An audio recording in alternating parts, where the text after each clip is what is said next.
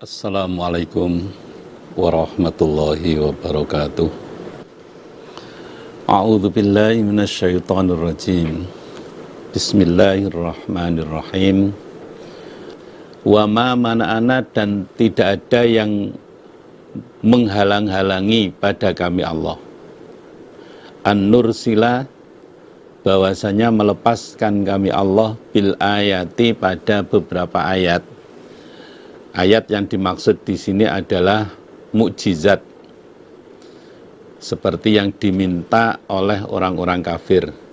Illa, kecuali an kadzdzaba, bahwasanya telah mendustakan biha pada ayat, sopo al-awwaluna, orang-orang yang awal. Kami Allah tidak menurunkan, kami Allah tidak melepaskan mukjizat sebagaimana yang diminta oleh orang-orang kafir, orang-orang musyrik Mekah, kecuali orang-orang zaman dahulu telah mendustakan pada mukjizat yang kami turunkan pada nabi-nabi zaman itu.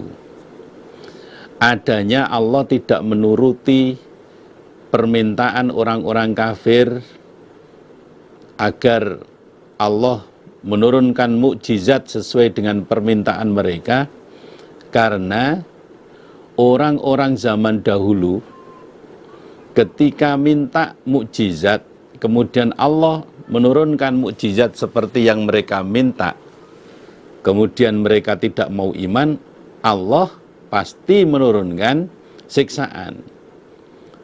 Begitu pula kalau orang-orang kafir Mekah minta agar Allah menurunkan mukjizat kepada Nabi Muhammad sebagaimana yang diminta oleh mereka, kemudian mukjizat itu betul-betul diturunkan oleh Allah, lalu orang-orang kafir Mekah tidak mau iman, Allah pasti menurunkan siksaan pada orang-orang kafir Mekah. Nah, maka untuk orang-orang kafir Mekah saat itu Allah tidak menurunkan mukjizat sebagaimana yang mereka minta, agar mereka tidak disiksa oleh Allah sebagaimana umat-umat terdahulu. Allah masih memberi kesempatan kepada mereka.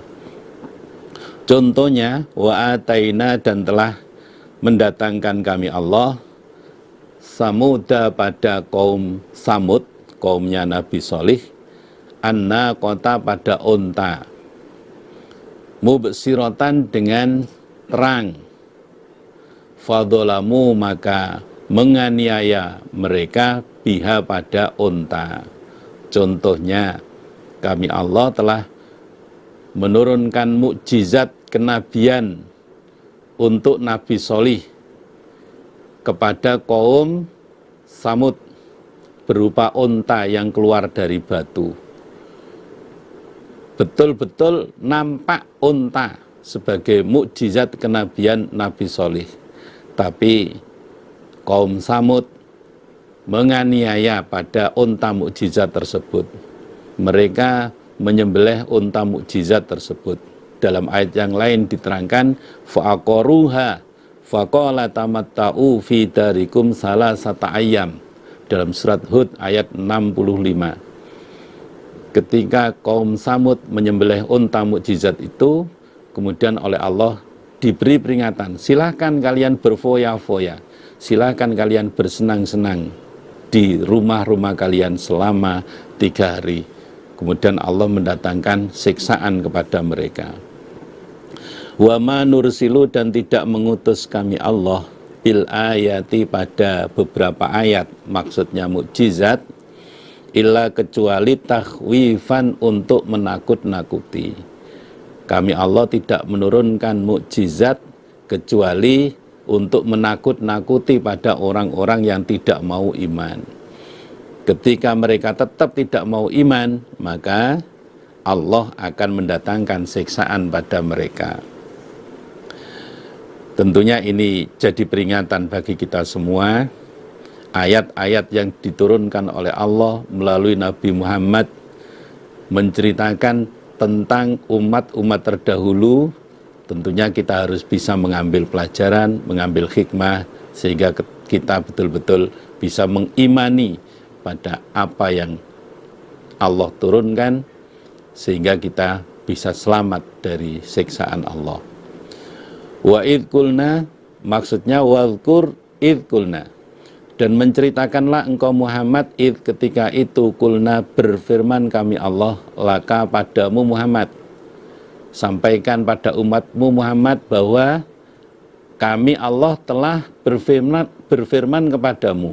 Isi firman, inna rabbaka, sesungguhnya Tuhanmu Muhammad iku ahata, meliputi siapa Allah, bin nasi, pada manusia. Isi firman Allah, Allah itu menguasai kepada semua manusia. Wa ma ja'alna, dan tidak menjadikan kami Allah ar-ru'ya, pada pandangan, peristiwa-peristiwa yang dilihat oleh Nabi pada saat Isra Mi'raj.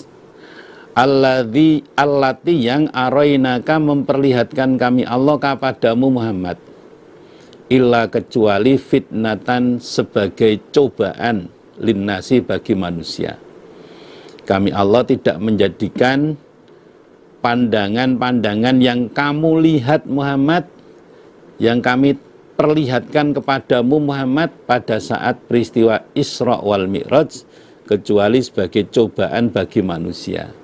Karena peristiwa Isra wal Mi'raj itu sendiri merupakan peristiwa yang sulit diterima oleh akal manusia.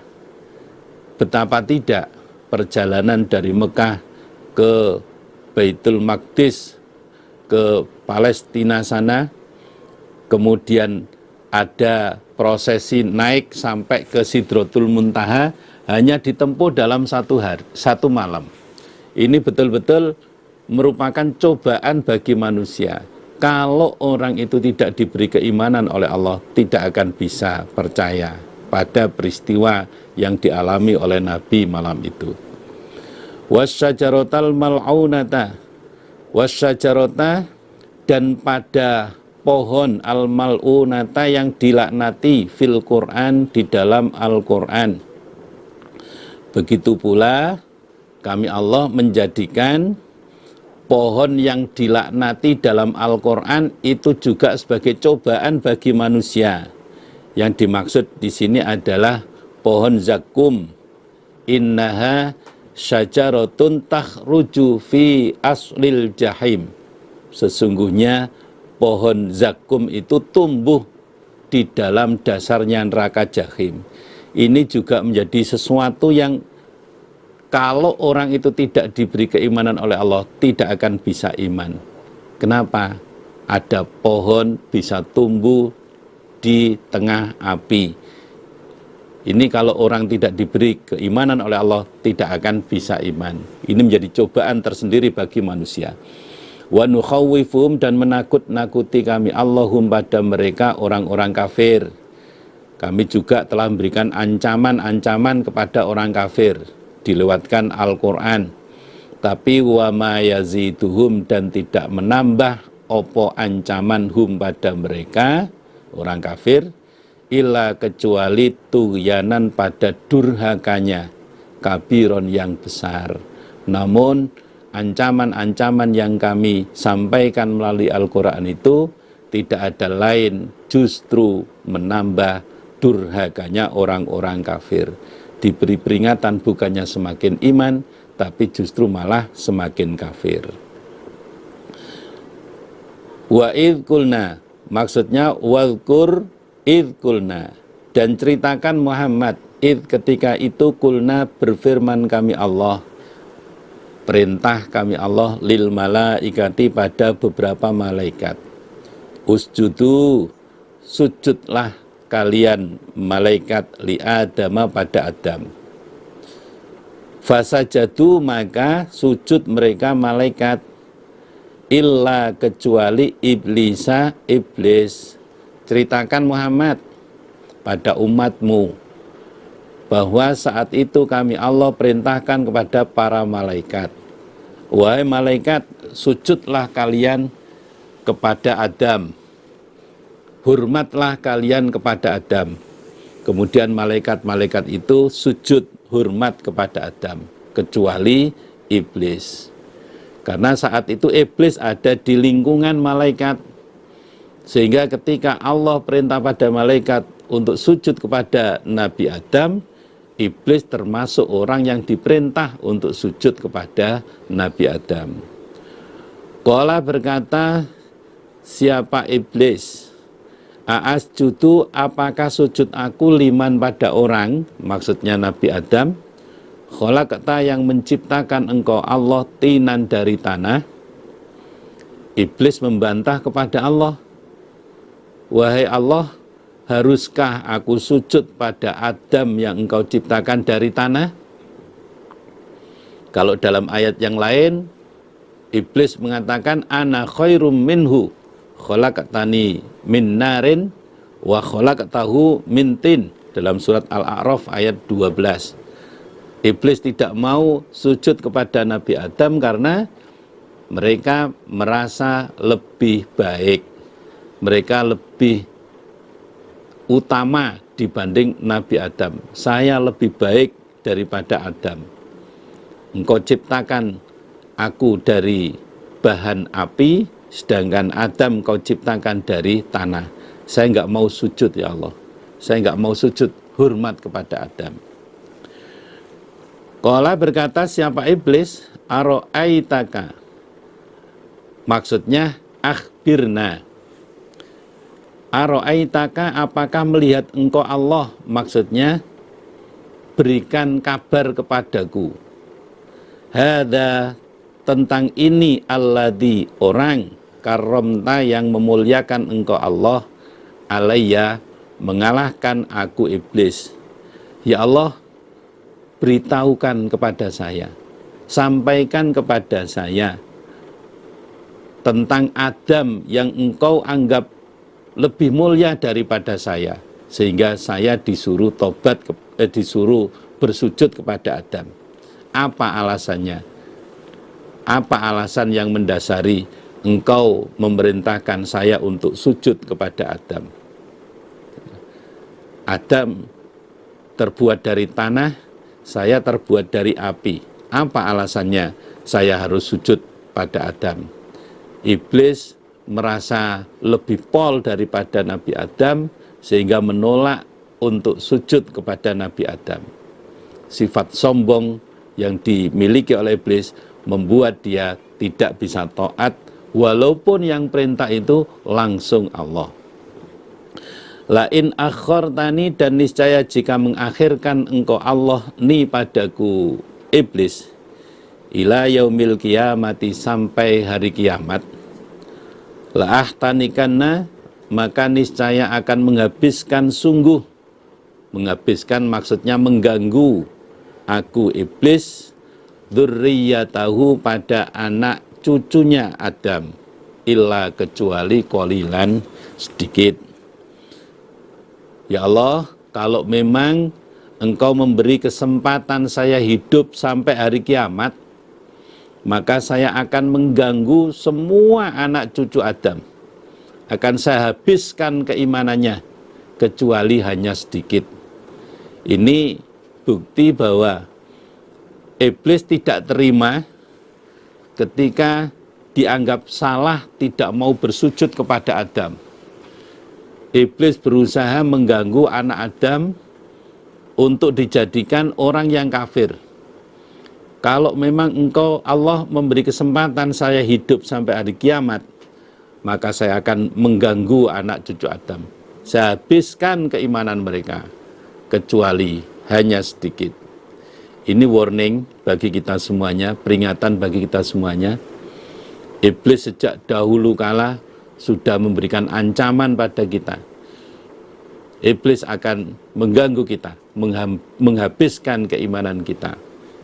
Tentunya kita harus betul-betul berusaha untuk menjaga keimanan kita, membentengi keimanan kita. Secara lahir kita menetapi kewajiban-kewajiban dari Allah, secara batin kita berdoa kepada Allah, minta perlindungan kepada Allah, sehingga terhindar dari godaan-godaan iblis. Qala berfirman siapa Allah, idhab pergilah kamu iblis. Sekarang iblis silahkan kamu pergi dari surga sini. Surga tidak pantas ditempati orang semacam kamu yang sombong seperti itu. Faman maka barang siapa tabi'aka yang mengikuti dia kepadamu iblis minhum dari mereka anak cucu Adam, fa inna jahannama maka sesungguhnya neraka jahanam iku jazaukum balasan kalian, jazaan dengan balasan maufuron yang sempurna. Barang siapa di antara anak cucu Adam yang mengikuti ajaanmu iblis, maka ketahuilah sesungguhnya neraka jahanam itu sebagai balasan kalian, balasan yang sempurna. Kalau anak cucu Adam ada yang terpengaruh ajakan iblis, keimanannya dihabiskan oleh iblis, ancamannya akan dimasukkan ke dalam neraka jahanam. Dan neraka jahanam itu balasan yang sepantasnya bagi orang-orang yang tidak mau iman, bagi orang-orang yang terpengaruh ajaan iblis. Wastafziz dan mengganggulah engkau iblis man pada orang istatokta yang mampu kamu minhum dari mereka anak cucu Adam. Wa iblis silahkan kamu ganggu anak cucu Adam sakpol kemampuanmu. Silakan kamu berusaha bagaimana saja, silakan. Bisautika dengan suaramu. Silakan kamu ganggu dengan suaramu. Wa ajlib dan menariklah kamu alaihim atas mereka bi khailika dengan kuda, maksudnya dengan tukang kuda kamu. Wa rojilika dan pejalan kakimu, maksudnya orang-orang yang suka jalan kaki. Wasyarik dan menyertailah kamu hum pada mereka, mengumpulilah kamu pada mereka fil amwali di dalam beberapa harta, wal auladi dan beberapa anak. Silakan kamu ganggu anak cucu Adam sakpol kemampuanmu dengan suaramu. Diberi keindahan suara sehingga bisa mempengaruhi anak Adam, sehingga anak Adam terpengaruh dengan suara-suara yang disampaikan, yang disuarakan oleh iblis. Silahkan kamu tarik anak cucu Adam dengan tukang kudamu, suka mengendarai kendaraan-kendaraan yang jadi kesayangannya kemana-mana. Tentunya ini tidak terbatas hanya kuda, tapi kendaraan-kendaraan yang lain pun bisa menjadi sarana iblis mempengaruhi anak-anak Adam. Dengan tukang jalanmu, orang-orang yang suka mengembara kemana-mana, setiap kali ada tempat wisata datangi ke sana kemari, itu termasuk gangguan dari iblis. Dengan kesibukannya seperti itu, dia tidak lagi memperhatikan ibadah. Dan temani mereka di dalam harta dan anak. Mereka dipengaruhi dengan harta sehingga makan barang riba, makan barang haram. Dipengaruhi dari anak sehingga terjadi pergaulan bebas antara laki-laki dan perempuan yang kemudian menimbulkan perbuatan zina. Itu semua adalah gangguan iblis. Wa'idhum dan memberilah janji kamu iblis hum pada mereka anak Adam. Silakan kamu janji anak Adam itu. Iblis memberikan janji tidak ada dosa, ini adalah sama-sama suka sehingga tidak dikategorikan zina dan lain-lainnya. Itu semua adalah iblis. Yang sudah terjerumus pun masih dipengaruhi. Alah, ini gampang. Caranya kamu wudhu saja, dosa-dosa kamu sudah rontok bersama tetesan air wudhumu. Itu juga pengaruh dari iblis. Wa ma ya'iduhum dan tidak berjanji hum pada mereka anak Adam sopo asyaitonu setan illa kecuali gururon menipu. setan tidak memberikan janji-janji kepada anak Adam kecuali janji-janji yang menipu. Setan, iblis mengatakan tidak apa-apa, ini tidak termasuk zina, itu adalah tipuan, dan nanti semuanya itu akan berujung pada siksaan neraka. Inna ibadi, sesungguhnya beberapa hambaku Allah, maksudnya orang-orang iman, iku laisa, tidak ada laka bagimu iblis, alaihim, mengalahkan mereka, opo sultanun, kekuasaan. Allah memberikan batasan, wahai iblis, kamu tidak akan mempunyai kekuasaan untuk mempengaruhi hamba-hambaku yang iman. Kamu tidak akan mampu menggoda hamba-hambaku yang iman. Kamu akan kesulitan mengganggu hambaku yang iman.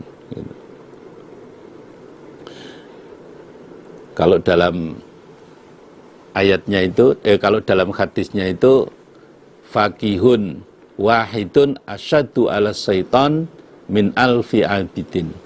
Orang yang fakih, orang yang faham agama, satu orang itu bagi iblis, bagi setan lebih sulit mengganggunya daripada 1000 orang yang tidak faham. Orang yang hanya sekedar ibadah tapi enggak begitu mengetahui banyak hukum-hukum agama. Bagi iblis lebih sulit mengganggu satu orang yang faham daripada 1000 orang ahli ibadah. Wa kafa, dan cukup sapa rabbuka Tuhanmu Muhammad, wakilan, dat yang diserai. Dan Allah cukup sebagai dat yang diserai. Saya menambahkan di ayat 63 bahwa setiap manusia itu selalu digandengi oleh jin, selalu digandengi oleh setan. Rasulullah SAW bersabda, ma minkum min ahadin illa waqad wukila qorinuhu minal jinni. Tidak ada di antara kalian kecuali masing-masing itu digandengi oleh jin. Semua manusia selalu diikuti oleh jin. Qalu wa iyyaka ya Rasulullah. Sahabat bertanya, apakah Nabi juga selalu diikuti oleh jin? Qala, bersabda Nabi, wa iyyaya, saya juga selalu diikuti oleh jin. Illa, kecuali annallaha a'anani alaihi, hanya saja Allah menolong pada saya, mengalahkan pada jin. Fa'aslama, maka jin itu masuk Islam. Fala ya'muruni illa bi khair, kemudian jin yang mengikuti saya itu tidak perintah kepada saya kecuali dengan hal-hal yang baik. Kalau kita terasa ingin melakukan pelanggaran, berarti saat itu kita dipengaruhi oleh jin, dipengaruhi oleh iblis. Kalau kita sadar segera membaca istighfar, memperbanyak doa perlindungan, maka kita akan bisa selamat dari gangguan jin itu, dari gangguan iblis itu. Allah lah yang mencukupi kita semuanya, Allah lah yang memberikan penjagaan pada kita semuanya.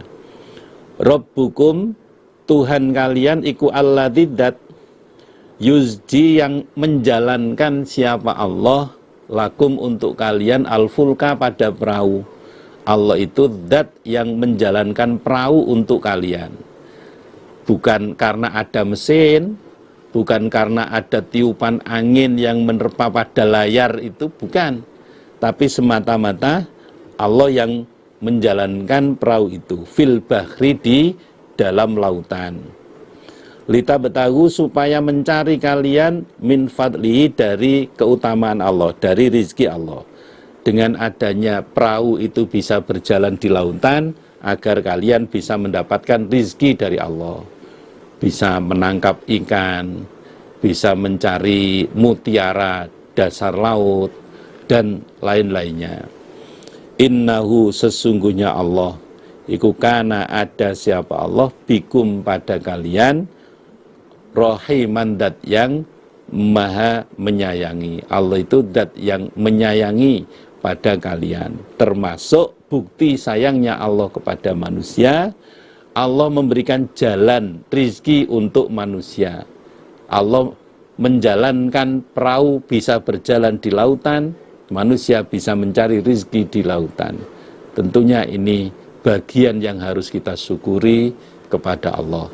Kita harus pandai-pandai mencari jalannya syukur atas kenikmatan yang Allah berikan pada kita semuanya.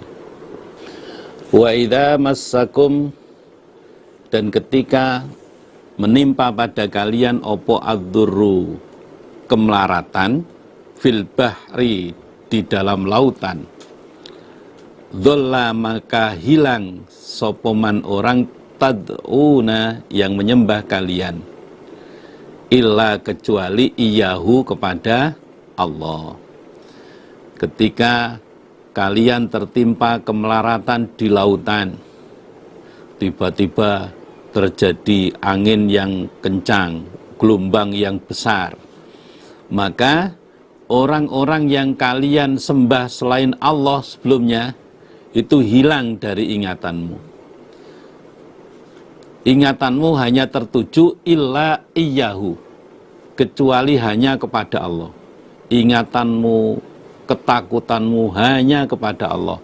Berhala-berhala yang kalian sembah sebelumnya itu sudah kamu lupakan semuanya.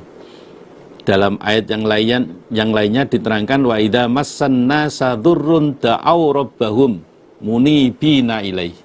Ketika manusia itu tertimpa kemelaratan, maka mereka berdoa kepada Allah, mereka bertaubat kepada Allah.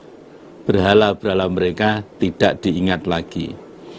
Falamma najjakum, maka ketika menyelamatkan siapa Allah kum, pada kalian, ilal barri, pada daratan, a'radtum, maka berpaling kalian. Ketika Allah menyelamatkan kalian ke daratan, ternyata perahunya enggak jadi tenggelam, maka kalian berpaling dari Allah.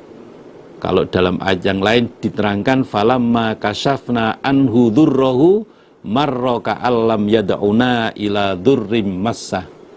Ketika kami Allah telah menghilangkan kemelaratan itu, maka dia berjalan seperti tidak pernah berdoa tertimpa kemelaratan itu sama sekali. Malah menyombongkan, ini kalau saja tidak membawa akik peninggalan kakek saya, wah mungkin sudah tenggelam saya. Malah jadi syirik kepada Allah, menganggap bahwa yang menyelamatkan dia adalah akik dari kakeknya.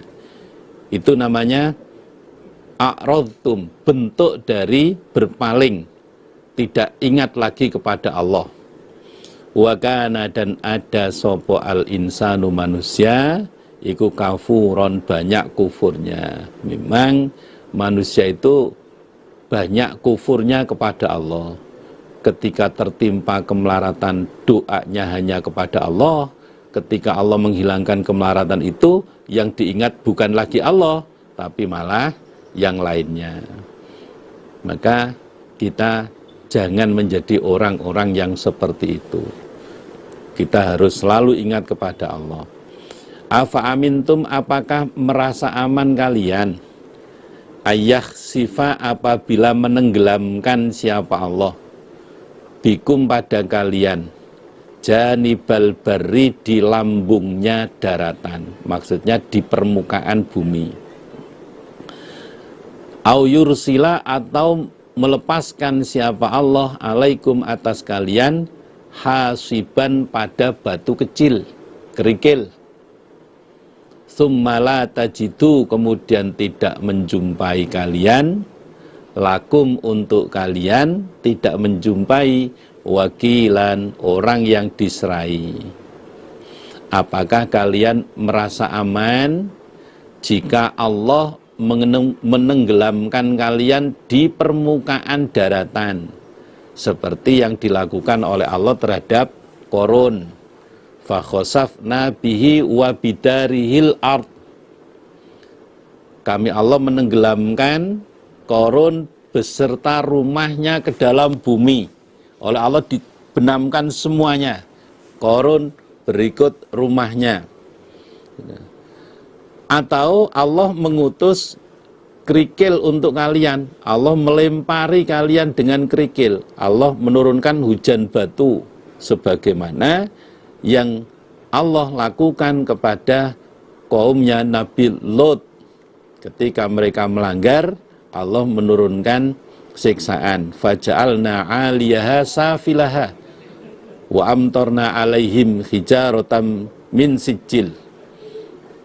Kami Allah menjadikan bagian atasnya bumi kami balik. Yang atas menjadi bagian bawah, yang bawah menjadi bagian atas. Dan kami Allah menghujani batu kepada mereka kaum Lot. Apakah kalian merasa aman seandainya Allah menurunkan siksaan seperti itu? Tentunya tidak. Ketika Allah menurunkan siksaan seperti itu, summala tajidulakum wakila. Kalian tidak menemukan orang yang diserahi untuk menjaga kalian. Kalian tidak menemukan orang yang diserahi untuk melindungi kalian. Tidak akan ada yang bisa menolak siksaan Allah.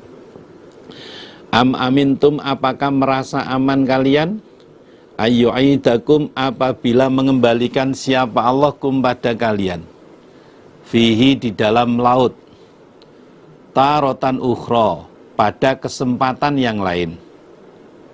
Fayursila, maka mengutus siapa Allah alaikum atas kalian qasifan, pada badai. Kalau bahasa Jawanya lisus, minar rihi, dari angin. Fayughriqakum, maka menenggelamkan siapa Allah kum pada kalian bima kafartum, sebab kufur kalian. Atau apakah kalian merasa aman seandainya Allah mengembalikan kalian ke laut lagi pada kesempatan yang lain? Kemudian Allah mengutus badai yang kencang. Allah menenggelamkan kalian sebab kekufuran kalian. Seandainya Allah melakukan hal seperti itu, apakah kalian merasa aman? Summala tajidu, kemudian tidak menjumpai kalian, lakum, untuk kalian, alaina, mengalahkan kami Allah, bihi, dengan siksaan, tidak menjumpai tabian orang yang menolong atau tabian orang yang menuntut. Ketika Allah mendatangkan siksaan seperti itu, kalian tidak akan menjumpai orang yang menuntut Allah atas siksaan tersebut, atau kalian tidak menjumpai orang yang menolong pada kalian atas siksaan Allah tersebut. Tidak ada orang yang bisa kamu mintai tolong untuk menuntut kepada Allah. Kenapa orang ini kok engkau siksa ya Allah? Kamu tidak akan menjumpai hal itu. Maka kita supaya betul-betul menjadikan peringatan-peringatan dari Allah ini untuk kehati-hatian kita, sehingga kita bisa selamat dari siksaan Allah. Walaqad karramna, dan niscaya sungguh memuliakan kami Allah, Bani Adama, pada anak cucu Adam.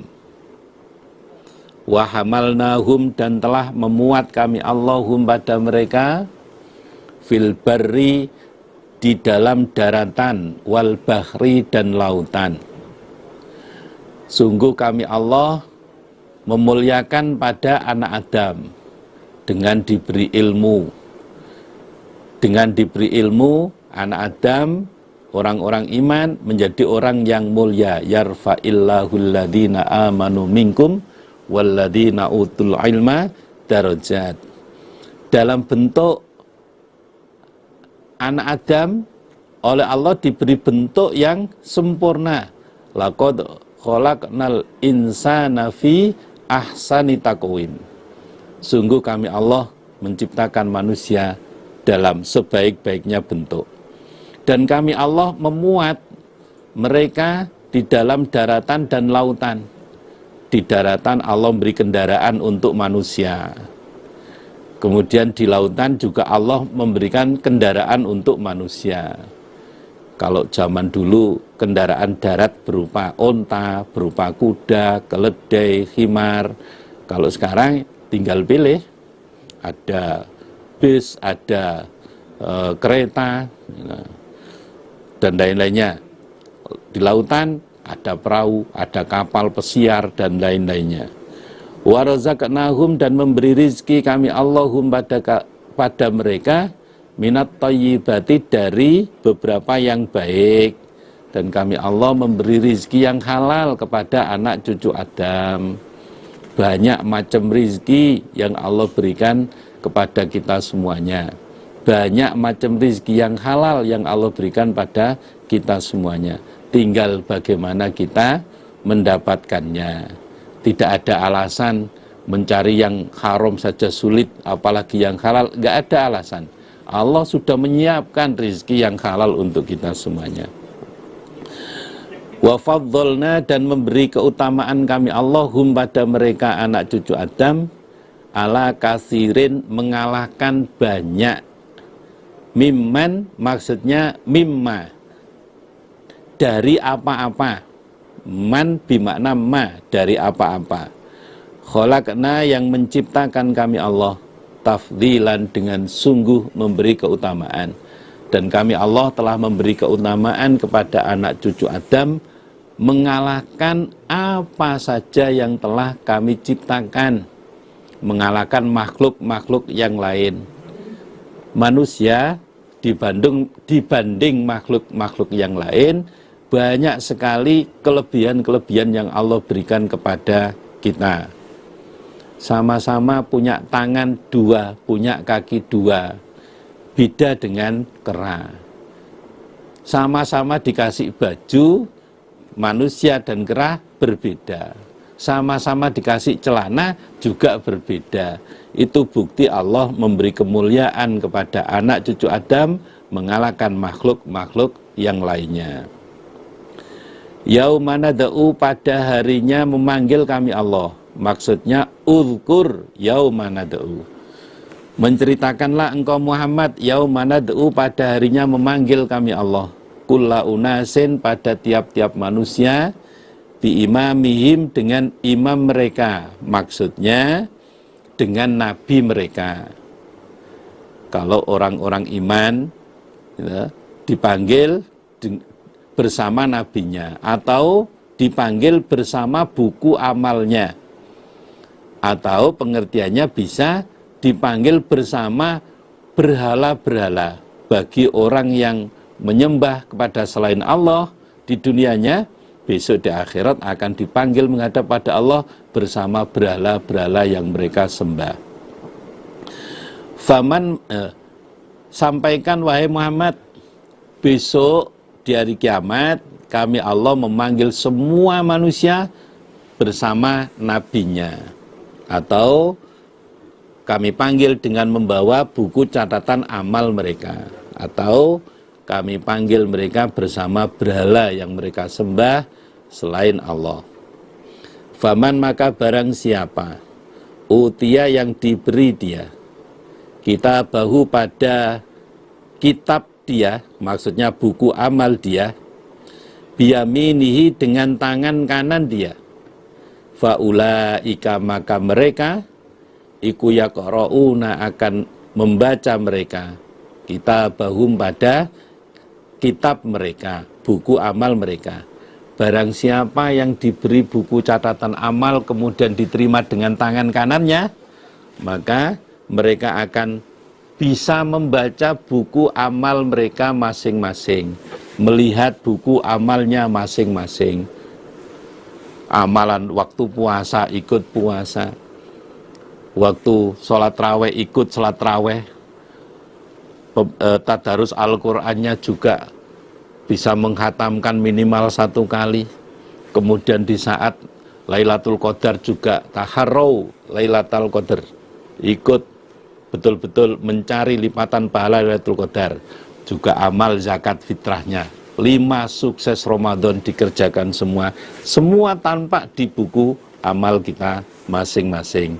Mudah-mudahan buku amal kita penuh dengan kebaikan-kebaikan kita. Wala yudlamuna, dan tidak dianiaya mereka fatilan, meskipun satu fatil itu sebesar kulit isi kurma. Satu fatil itu sebesar kulit isi kurma. Dan mereka tidak dianiaya walaupun satu fatil. Artinya amalan-amalan mereka tidak akan dikurangi oleh Allah sedikit pun. Semua akan dibalas sebagaimana yang mereka kerjakan. Tidak ada yang dikurangi. Sekali lagi kesempatan untuk kita semuanya, ketika menjumpai bulan Ramadan, kita laksanakan 5 sukses Ramadan. Sukses puasanya, sukses tarawihnya, sukses tadarus Al-Qur'annya, sukses Lailatul Qadarnya, dan sukses pembayaran zakat fitrahnya. Waman,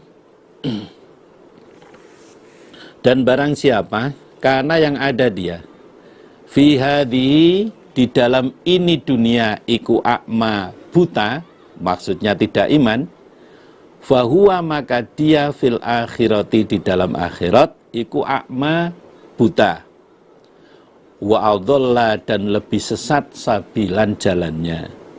Barang siapa yang di dunia ini keadaannya buta, dalam arti tidak mau iman, besok di akhirat dia juga akan mengalami buta. Dia juga akan mengalami buta. Ada 2 pengertian di sini. Yang dimaksud besok di akhirat buta itu memang betul-betul buta matanya. Sebagaimana diterangkan dalam surat Toha ayat 124, "Wa man a'radu an dzikri fa innalahu ma'isyatan dongka wa nahsyuruhu yaumal qiyamati a'ma." Barang siapa yang berpaling dari peringatanku Allah, maka sesungguhnya bagi dia di dunianya akan mendapatkan kehidupan yang sempit. Kemudian di akhiratnya, di hari kiamat akan kami kumpulkan dalam keadaan buta. Atau pengertian fahuwa fil akhirati a'ma itu maksudnya mereka tidak punya hujah lagi. Hujah mereka tidak bermanfaat untuk dirinya. Sebagaimana diterangkan dalam surat Al-Qasas ayat 66. Fa'amiyat alaihimul anba'u yauma idzin fahum la yatasa'alun. Cerita-cerita yang mereka sampaikan itu jadi buta, artinya enggak bermanfaat. Alasan-alasan yang mereka sampaikan besok di hari kiamat semuanya tidak bermanfaat. Fahum la yatasa'alun. Dan mereka pada kesempatan-kesempatan tertentu tidak bisa saling bertanya satu sama lain. Wa adhallu sabila, dan mereka itu lebih sesat jalannya karena mereka akhirnya akan dimasukkan dalam neraka khalidina fiha abada. Maka mumpung kita di dunia, ada yang mengajak mengaji, ada yang mengajak untuk beribadah secara benar berdasarkan Al-Quran dan Al-Hadis, maka kita ikuti ajakan itu. Kita sempurnakan ibadah kita. Kita paskan ibadah kita sebagaimana yang diperintahkan oleh Allah dan dicontohkan oleh Rasulullah Sallallahu Alaihi Wasallam. Sehingga kita tidak menjadi orang yang buta di dunia, juga berakibat buta di akhirat. Na'udzubillah min dzalik. Wa in, dan sesungguhnya kadu, hampir mereka orang-orang kafir, iku layaftinunaka, niscaya memfitnah mereka kepadamu Muhammad. Memfitnah maksudnya mempengaruhi. Anil ladzi, dari yang Al-Quran maksudnya, auhaina, memberi wahyu kami Allah ilaika kepadamu Muhammad, litaftaria, supaya membuat engkau Muhammad, alaina, atas kami Allah, ghairahu, pada selainnya Al-Quran. Hampir saja orang-orang kafir Mekah berhasil mempengaruhi engkau Muhammad dari Al-Quran yang kami wahyukan kepadamu, agar kamu membuat pada selain Al-Quran. Orang-orang kafir mengajak pada Nabi Muhammad untuk membuat tulisan-tulisan selain Al-Quran, dengan harapan nanti Nabi Muhammad tidak lagi menyampaikan Al-Quran. Nabi Muhammad lebih fokus pada cerita-cerita selain Al-Quran. Nah, ini juga kita harus menyadari bahwa kita juga mendapat pengaruh seperti itu. Sekarang ini tayangan-tayangan film di TV sedemikian banyaknya, sinetron dengan berbagai judul, sedemikian banyaknya, itu sebenarnya pengaruh yang diberikan oleh orang-orang yang tidak iman. Dengan banyaknya tayangan-tayangan TV, dengan banyaknya tayangan-tayangan sinetron seperti itu, kalau orang itu tidak sadar, dia akan terbawa, terseret ke arah pengaruh setan itu. Maka ada bahasa yang bahaya sekarang itu adalah setan gepeng, yaitu HP. HP itu ada dua sisi, satu sisi manfaat kalau memang digunakan untuk hal-hal yang manfaat, kalau salah dalam penggunaannya maka menjadi bencana bagi si pemilik HP itu. Nggak usah jauh-jauh, HP selalu ada di saku kita dan itu merupakan pengaruh. Wa idan, dan ketika itu latakhoduka, maka niscaya mengambil mereka orang kafir kepadamu Muhammad kholilan, pada kekasih. Kalau sampai kamu terpengaruh ajakan orang kafir, maka kamu akan dijadikan kekasih, akan dijadikan teman dekat oleh orang-orang kafir.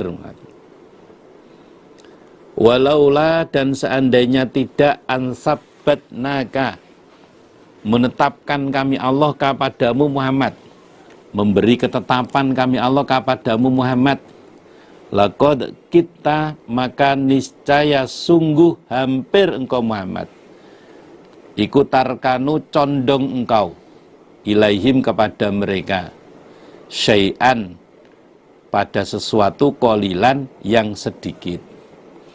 Seandainya kami Allah tidak memberi ketetapan keimanan padamu Muhammad, maka hampir saja orang-orang kafir Mekah itu berhasil mempengaruhi kamu kepada sesuatu yang kecil, artinya pada sesuatu yang bersifat duniawiyah. Kalau saja kamu tidak saya beri ketetapan keimanan, maka kamu akan terpengaruh, condong ajakan orang kafir, sehingga kamu hanya berpikir tentang urusan dunia. Bisa jadi pengertian laqad kita tarkanu ilaihim syai'an qalila itu maksudnya kamu akan terpengaruh pada orang-orang kafir itu sedikit demi sedikit. Kalau saja kamu tidak saya beri ketetapan keimanan wahai Muhammad, maka kamu akan terpengaruh ajakan orang kafir itu sedikit.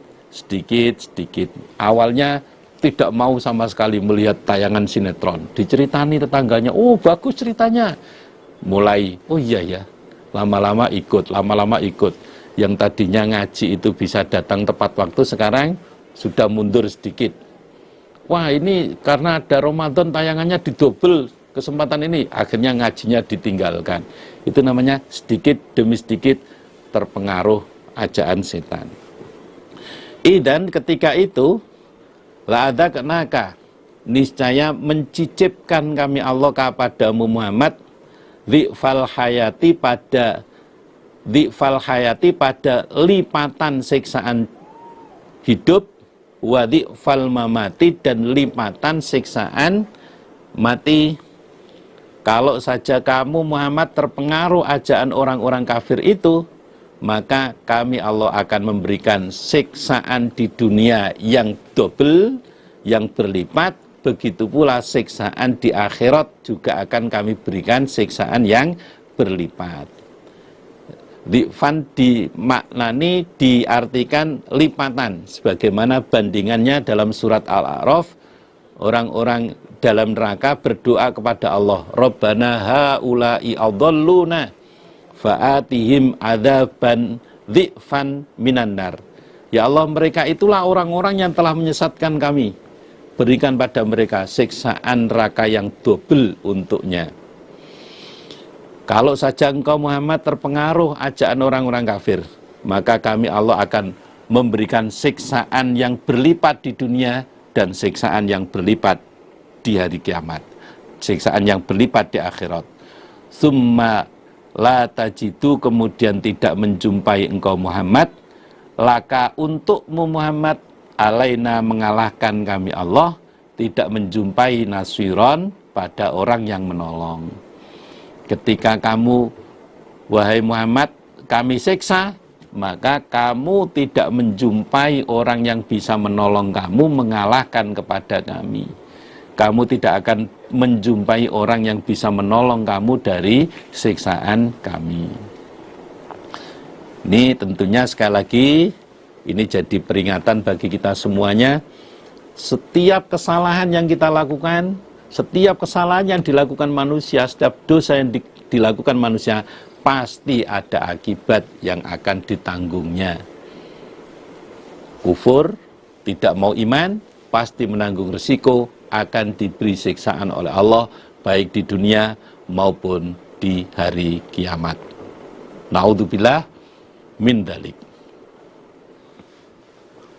Wa in kadu, wa in bahwasanya, kadu hampir mereka orang-orang kafir Quraisy atau orang-orang Yahudi, layastafizzunaka, niscaya mendesak mereka kepadamu Muhammad, minal ardi, dari bumi, bisa minal ardi itu dari bumi Mekah atau dari Madinah, liyukhrijuka, supaya mengusir mereka kepadamu Muhammad, minha, dari bumi. Wahai Muhammad, orang-orang kafir Mekah berusaha mendesak pada kamu untuk mengusir kamu dari Mekah. Orang-orang kafir Quraisy berusaha mendesak kamu, mengusir kamu dari Mekah. Wa idan, dan ketika itu, la yalbasuna, tidak bertempat mereka, khilafaka, di belakangmu Muhammad, illa, kecuali qalilan, sebentar. Kalau orang-orang kafir Mekah mengusir kamu Muhammad, maka mereka tidak akan bertempat di belakangmu, bertempat di Mekah setelah kamu pergi dari Mekah, kecuali hanya sebentar. Setelah kamu pergi dari Mekah, hijrah ke Madinah, tidak lama mereka akan mendapatkan balasan dari Allah. Terbukti setelah 1,5 tahun Nabi Muhammad hijrah ke Madinah, Allah memberikan kesempatan kepada Nabi Muhammad untuk memerangi orang-orang kafir Quraisy dengan terjadinya perang Badar.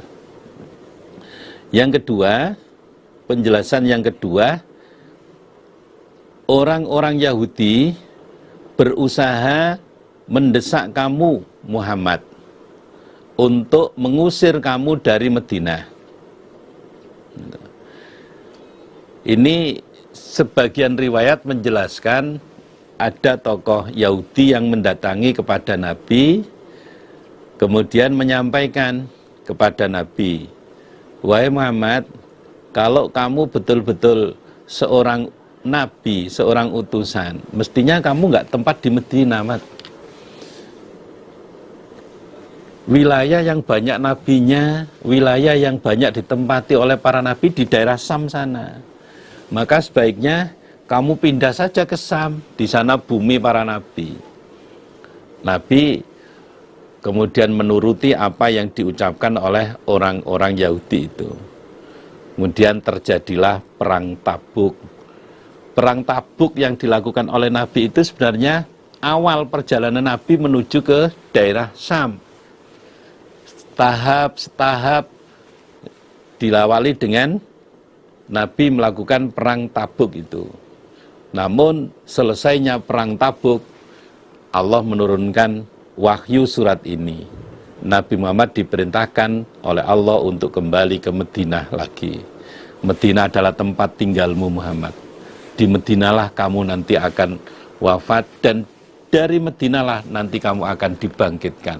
Kemudian Nabi Muhammad kembali lagi ke Madinah. Orang-orang Yahudi berusaha mendesak kamu, mengusir kamu dari Madinah. Mereka tidak akan bertempat di Madinah setelah kamu pergi, kecuali hanya sebentar. Akhirnya orang-orang Yahudi yang ada di Madinah oleh Nabi Muhammad diusir untuk keluar dari Madinah. Sunnataman seperti perbuatan orang, qad arsalna yang sungguh telah mengutus kami Allah qablaka sebelummu Muhammad, bayane mir rusulina dari utusan-utusan kami. Kejadian yang kamu alami diusir oleh orang kafir Mekah, kamu diusir oleh orang Yahudi dari Madinah, itu sama seperti yang dialami oleh utusan-utusan kami sebelum engkau Muhammad. Itu sudah dialami oleh para nabi-nabi terdahulu sebelum engkau Muhammad. Wala tajidu dan tidak menjumpai engkau Muhammad li sunnatina pada sunnah kami Allah, pada ketentuan kami Allah, kamu tidak menjumpai tahwilan pada pindah atau ganti. Kamu Muhammad tidak akan menemukan ketentuan kami Allah yang ganti.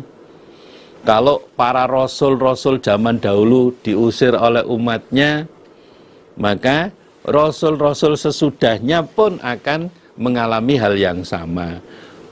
Orang-orang pengikut rasul, orang-orang iman pengikut rasul, sampai kapanpun akan selalu mendapatkan rintangan, mendapatkan gegeran-gegeran.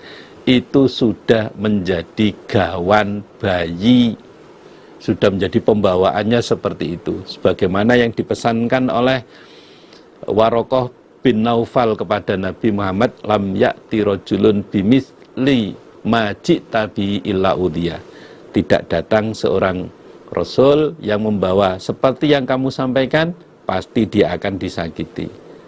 Namun orang-orang yang mengusir pada para nabi, orang-orang yang menyakiti para nabi, semuanya oleh Allah disiksa. Dan itu sudah menjadi ketentuan dari Allah. Akim, menegakkanlah engkau Muhammad as-sholata pada sholat, lidulu kisamsi karena tergelincirnya matahari, maksudnya mulai tergelincirnya matahari, ila ghosakil laili sampai gelapnya malam. Wahai Muhammad, kerjakanlah sholat mulai tergelincirnya matahari sampai gelapnya malam. Prakteknya dengan mengerjakan sholat zuhur, asar, maghrib, dan isya. Wa Qur'an al-fajri, maksudnya wa akim Qur'an al-fajri, dan tegakkanlah Qur'an al-fajri pada bacaan fajar, maksudnya sholat subuh, dan laksanakanlah sholat subuh. Kalau digabung berarti kerjakanlah wahai Muhammad sholat duhur, asar, maghrib, isya, dan subuh. Inna Qur'an al-fajri, sesungguhnya sholat subuh, iku kana ada opo Qur'an al-fajr, masyhudan disaksikan.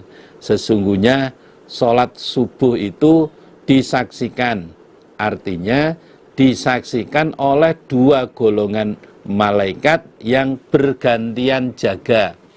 Rasulullah Shallallahu Alaihi Wasallam bersabda, yata'aqabuna fikum malaikatun bil-lail wa malaikatum bin-nahar.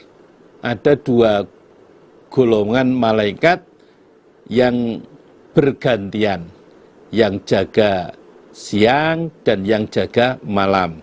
Wa yajtami'una fi sholatil fajri wa sholatil asri.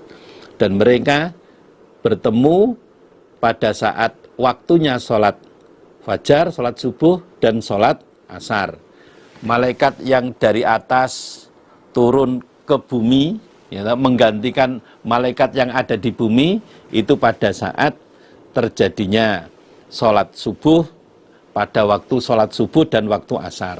Yang jaga siang turun pada waktu subuh, kemudian yang jaga malam naik di waktu subuh. Yang jaga malam turun di waktu asar, kemudian yang jaga siang naik di waktu asar itu. Pergantian shiftnya di waktu sholat subuh dan waktu asar. Sholat subuh itu disaksikan oleh 2 kelompok malaikat yang bergantian jaga di bumi, yang jaga malam maupun yang jaga siang. Wa minal laili, maksudnya wa akim minal laili, dan menegakkanlah engkau Muhammad minal laili, dari waktu malam, dan berdirilah kamu di waktu malam. Fatahajjad, maka sholatlah engkau Muhammad bihi, di waktu malam. Nafilatan, sebagai tambahan wajib laka, bagimu Muhammad. Dan kerjakanlah sholat malam, kerjakanlah sholat tahajud di waktu malam sebagai tambahan wajib bagimu Muhammad. Oleh Allah, Nabi Muhammad diperintahkan sholat malam itu sebagai tambahan wajib selain 5 waktu yang dikerjakan itu. Tapi bagi umatnya Nabi, sholat malam itu hukumnya sunnah.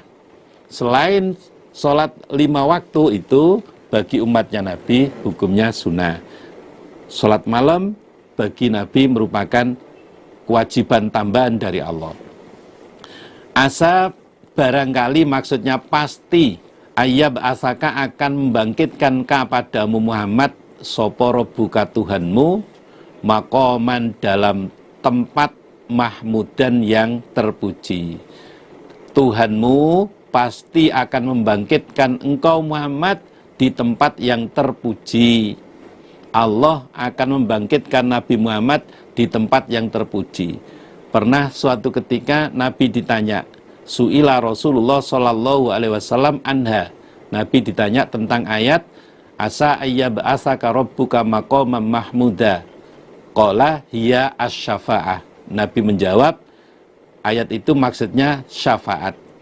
Kamu Muhammad akan dibangkitkan oleh Allah di tempat di mana kamu diberi izin untuk memberi syafaat pada umatmu. Nabi Muhammad dibangkitkan oleh Allah di tempat yang mana Nabi Muhammad diberi kesempatan oleh Allah, diberi izin oleh Allah untuk memberi syafaat kepada umatnya. Wakul, dan berkatalah engkau Muhammad, Rabbi, wahai Tuhanku, adkhilni, memasukkanlah engkau padaku, mudkhala sidqin, pada tempat masuk yang benar, wa akhrijni, dan mengeluarkanlah engkau Allah ni padaku, mukhraja sidqin, pada tempat keluar yang benar, waj'al li, dan menjadikanlah engkau Allah li, untukku Nabi, milladunka, dari sisihmu Allah, sultanan, pada pemerintahan, nasiron, yang menolong. Awalnya Nabi Muhammad berdoa kepada Allah. Nabi Muhammad diperintah oleh Allah untuk berdoa. Katakan, wahai Muhammad, wahai Tuhanku, masukkanlah aku ke tempat masuk yang benar, dan keluarkanlah aku dari tempat keluar yang benar, dan jadikan untukku pemerintahan dari sisihmu yang menolong. Setelah Nabi Muhammad berdoa ini, kemudian diperintahkan oleh Allah untuk meninggalkan Mekah, hijrah ke Madinah. Berarti mudkhala sidqin itu Madinah, mukhraja sidqin itu Mekah. Nabi Muhammad Dan orang-orang iman saat itu kemudian diperintahkan oleh Allah untuk hijrah dari Mekah ke Madinah. Bukan berarti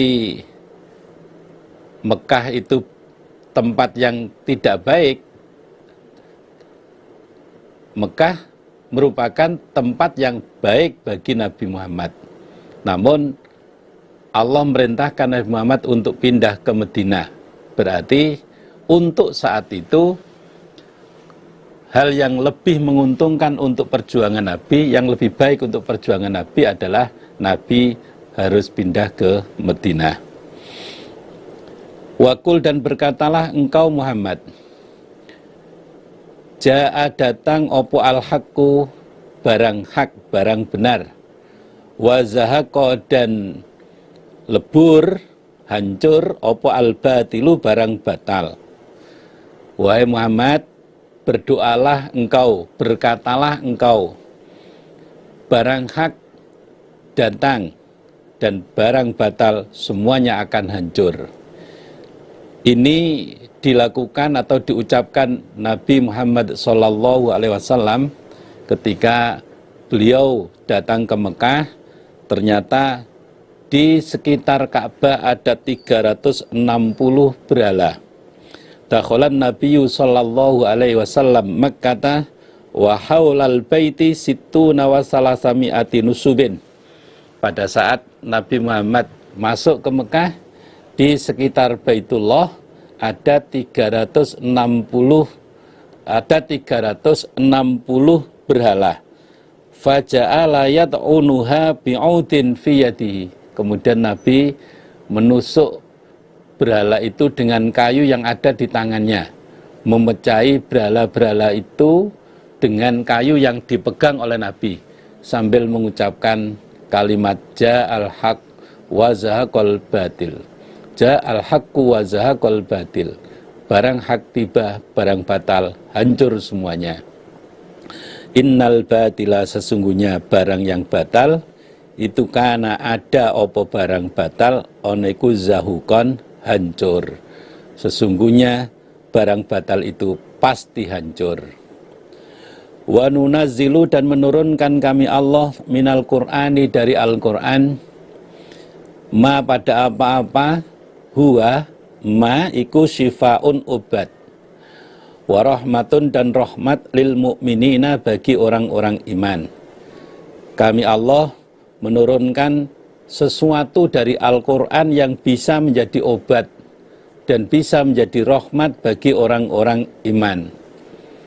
Pada ayat-ayat tertentu dari Al-Quran bisa digunakan untuk obat, bisa digunakan untuk mengobati. Seperti surat Al-Fatihah itu juga bisa digunakan untuk mengobati. Kemudian surat Al-Mu'awwidat, surat Al-Falaq dan surat An-Nas itu juga bisa digunakan untuk mengobati. Di samping Al-Quran itu sendiri adalah obat bagi orang-orang iman. Sifaun linnas, merupakan obat bagi manusia. Wala yazidu, dan tidak menambah opo Al-Quran adz-zalimina, pada orang-orang yang aniaya, illa kecuali khosaron, pada ruginya. Dan tidak ada lain Al-Quran kecuali menambah kerugian bagi orang-orang yang aniaya. Semakin orang itu tidak percaya pada Al-Quran, semakin menolak pada Al-Quran, maka mereka akan menjadi orang yang semakin rugi. Semakin kufur pada Al-Quran, semakin rugi. Untuk itu, agar kita tidak menjadi orang yang rugi, jangan ada di antara kita yang mengufuri pada Al-Quran. Wa idza an'amna, dan ketika memberi nikmat kami Allah, alal insani, atas manusia, maksudnya manusia-manusia yang tidak beriman, a'radha, maka berpaling dia, wa na'a, dan menggeleng-gelengkan dan menggerakkan dia, bijanibihi, pada lambungnya insan. Ketika kami Allah memberikan kenikmatan pada manusia yang tidak iman, maka mereka berpaling, tidak mau bersyukur, dan mereka menggerak-gerakkan lambungnya, artinya menunjukkan kesombongannya. Orang-orang yang tidak beriman itu ketika diberi kenikmatan oleh Allah, mereka tidak bisa mensyukurinya, bahkan mereka menyombongkan dirinya. Wa idza massahu, dan ketika menimpa pada insan apa asyarru, kejelekan, kana maka ada dia oneku yausan, putus asa. Sebaliknya ketika manusia itu tertimpa kejelekan, maka mereka akan putus asa. Ketika tidak mendapatkan kenikmatan dari Allah, apa yang mereka usahakan ternyata tidak berhasil, maka mereka akan menjadi orang yang putus asa. Tolak ukur mereka adalah keberhasilan dunia. Ketika keberhasilan dunia itu tidak diperolehnya, maka mereka menjadi orang yang putus asa. Untuk itu kita jangan menjadi orang yang seperti itu. Ketika kita mendapatkan nikmat dari Allah, kita harus bersyukur. Ketika kita mendapatkan cobaan dari Allah, kita harus bersabar. Ketika kita mendapatkan musibah dari Allah, kita istirja, kita kembalikan semua permasalahan kepada Allah. Ketika kita diqadar salah oleh Allah, maka kita harus bertaubat, mendekatkan diri kepada Allah, dan memperbanyak amalan-amalan untuk memperoleh pahala sebagai ganti kesalahan yang kita lakukan. Kul, katakanlah, wahai Muhammad, kullun, tiap-tiap manusia iku ya'malu, beramal dia, ala syakilatihi, atas jalannya, kullun, maksudnya atas niatnya. Wahai Muhammad, katakan bahwa tiap-tiap manusia itu beramal menurut niatnya masing-masing. Setiap orang melakukan sesuatu pasti punya tujuan, pasti punya niatan. Farabbukum, maka Tuhan kalian iku a'lamu, lebih tahu, biman, pada orang, huwa, diaman, iku ahda, lebih memperoleh petunjuk, sabilan, jalannya. Sedangkan Allah lebih tahu terhadap orang yang lebih mendapatkan petunjuk jalan yang benar. Mana orang itu yang niatnya betul-betul untuk pendekatan diri kepada Allah, dan mana orang yang niatnya hanya untuk duniawiyah, hanya untuk kenikmatan dunia saja. Allah lebih tahu, dan Allah akan memberi balasan kepada orang yang niatnya benar, niat untuk mencari ridhonya Allah. Likul limri'in manawa, tiap-tiap manusia itu akan mendapatkan balasan dari Allah sesuai dengan niatnya. Wa yas'alunaka, dan bertanya mereka, orang-orang ahli kitab, kepadamu Muhammad, anir ruhi, tentang roh. Kalau bahasa sederhananya roh itu adalah nyawa. Kul, katakanlah Muhammad, ar-ruhu, adapun roh, iku min amri rabbi, dari perkara Tuhanku. Wa ma utitum, dan tidak diberi kalian, minal ilmi, dari ilmu tentang roh, illa, kecuali qalilan, sedikit. Ini sababun nuzulnya, sahabat Abdullah bin Mas'ud saat itu sedang berjalan dengan Nabi di suatu kebun. Saat itu Nabi memegang tongkat dari pelepah kurma. Kemudian ada sekelompok orang-orang Yahudi yang sedang duduk di kebun itu. Lalu Nabi dengan Abdullah bin Mas'ud lewat. Lalu orang-orang Yahudi berkata kepada kawan-kawannya, coba tanya pada Muhammad itu tentang roh. Apa jawabnya Muhammad? Kemudian orang Yahudi yang lain mengatakan, nggak usah tanya tentang roh kepada Muhammad. Toh nanti jawabannya juga tidak mengenakkan bagi kita. Nanti jawaban Muhammad itu nggak cocok dengan apa yang kita inginkan itu. Kemudian orang Yahudi yang lain mengatakan, coba saya tetap akan bertanya kepada Muhammad tentang roh. Kemudian orang Yahudi itu bertanya pada Nabi Muhammad tentang roh. Setelah Nabi Muhammad ditanya oleh orang Yahudi tentang roh, lalu Allah menurunkan ayat ini. Orang-orang ahli kitab bertanya kepadamu Muhammad tentang roh. Jawablah wahai Muhammad, roh itu termasuk perkara Tuhanku. Roh itu termasuk bagian urusan Allah. Dan kalian tidak diberi ilmu tentang roh kecuali hanya sedikit. Kemudian orang Yahudi itu mengatakan pada temannya, oh iya toh, jawabannya Muhammad pasti tidak mengenakan pada kita. Nah. Wala in syi'na, dan niscaya jika menghendaki kami Allah, lanadhabanna, maka niscaya menghilangkan sungguh kami Allah, billadzi, pada yang, maksudnya Al-Quran, auhayna, telah memberi wahyu kami Allah ilaika, kepadamu Muhammad. Seandainya kami Allah menghendaki, maka kami Allah akan menghilangkan wahyu Al-Quran yang sudah kami berikan padamu Muhammad, sehingga Nabi Muhammad menjadi lupa. Seandainya Allah menghendaki seperti itu, bisa. Semua wahyu yang ada pada Nabi Muhammad, yang sudah diberikan oleh Allah kepada Nabi Muhammad, dihilangkan semua oleh Allah.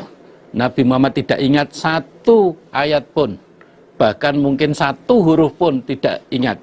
Umpama Allah menghendaki seperti itu, bisa. Summala tajidu, kemudian tidak menjumpai engkau Muhammad, laka, untukmu Muhammad, bihi, dengan Al-Quran, alaina, atas kami Allah, tidak menjumpai wakilan orang yang diserai. Kemudian setelah Quran itu kami hilangkan, setelah Quran itu kami cabut dari ingatanmu Muhammad, kamu tidak menemukan, kamu tidak menjumpai orang yang diserai untuk mencari Al-Quran itu lagi. Kamu tidak menemukan orang yang bisa diserai untuk mengembalikan Al-Quran kepadamu lagi. Ketika Allah menghendaki seperti itu, bisa saja terjadi, dan tidak seorang pun yang bisa mengembalikan Quran itu kepada Nabi Muhammad. Kemungkinan-kemungkinan itu juga bisa saja terjadi pada diri kita. Hidayah yang sudah Allah berikan pada kita semuanya ini, mari kita pegang dengan sekuat-kuatnya, sehingga terus ditetapkan oleh Allah dalam diri kita. Dengan kita ikat bersama doa dengan Allah, Rabbana la tuzigh qulubana ba'da idh hadaitana wa hab lana min ladunka rahmah innaka antal wahhab. Ilmu yang sudah kita kaji selama ini, kita minta kepada Allah supaya ditetapkan, jangan sampai dicabut oleh Allah, sehingga kita bisa tetap pegang pada ilmu itu, kemudian kita bisa mengamalkan ilmu tersebut. Alhamdulillah, jazakumullahu khairah. Mudah-mudahan Allah memberi manfaat dan barokah. Bapak, ibu-ibu, para saudara semuanya yang saya hormati, demikianlah yang bisa saya sampaikan pada kesempatan ini. Dari awal sampai akhir, mungkin ada tutur kata yang kurang berkenan, mohon maaf yang sebesar-besarnya. Alhamdulillah, jazakumullahu khairah. Assalamualaikum warahmatullahi wabarakatuh.